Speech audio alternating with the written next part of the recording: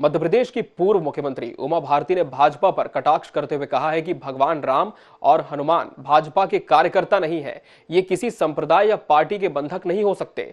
हमेशा अहंकार से मुक्त रहना चाहिए। अगर हमने या बीजेपी वालों ने ये सोच लिया है कि हमने आंखें खोली तो सूरज चांद निकल आए हैं, ऐसा भ्रम पाल लिया तो यह विनाशकारी साबित हो सकता है। उन्होंने कहा कि भगवान राम और हनुमान तो युगों से हैं। उन्होंने कहा कि राम का भक्त कोई भी हो सकता है, हनुमान का भक्त कोई भी हो सकता है, कोई भी देशभक्त हो सकता है। फिल्म पठान पर भगवा रंग को सेंसर किए जाने पर उमा भारती ने कहा कि किसी भी रंग का अपमान नहीं होना चाहिए, भगवा रंग का तो कतई नहीं होना चाहिए। मध्य प्रदेश की पूर्व मुख्यमंत्री उमा भारती लगातार 3 दिनों से अपने बयानों को लेकर सुर्खियों में बनी हुई है।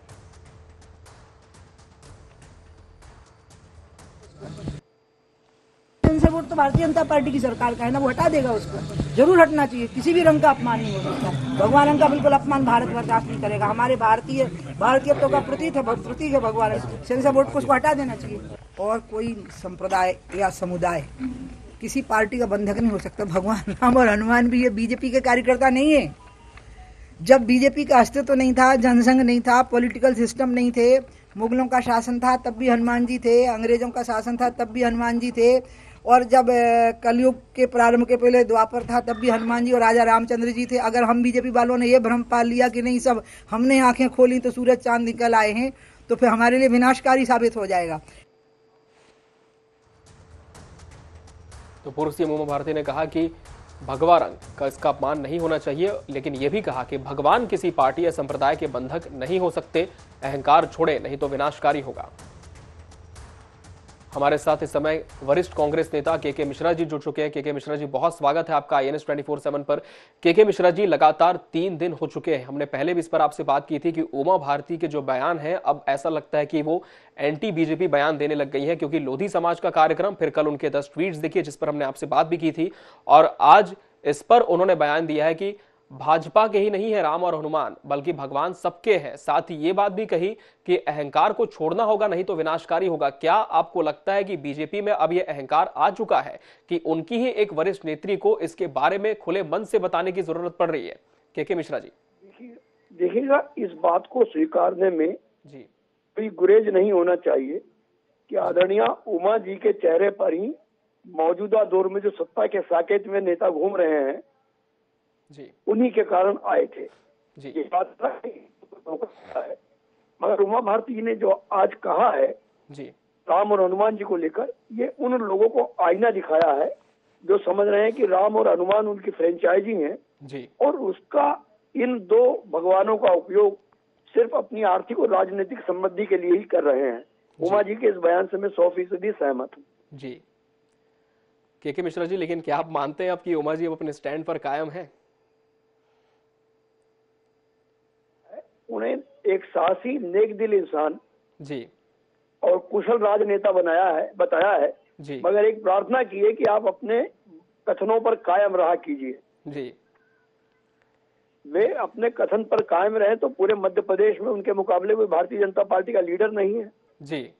के मिश्रा जी, आप जुड़े हैं हमारे साथ। इस समय हमारे साथ बीजेपी प्रवक्ता नेहा बग्गा जी भी जुड़ चुकी है। नेहा जी, बहुत स्वागत है आपका INS 24/7 पर। नेहा जी, उमा भारती खुले मंच से मीडिया के सामने कह रही है कि भगवान राम सबके हैं, सिर्फ भाजपा के ही नहीं है। साथ ही उन्होंने ये भी कहा कि हमें अहंकार छोड़ना होगा, नहीं तो विनाश हो सकता है। क्या उनका यह बयान सीधे तौर पर पार्टी से जोड़कर आप देखती है? नहीं, देखिए, सही तो कहा है उन्होंने कि प्रभु श्री राम सबके हैं। जो लोग काल्पनिक मानते रहे वो आज जाकर मंदिर मंदिर चक्कर काट रहे हैं।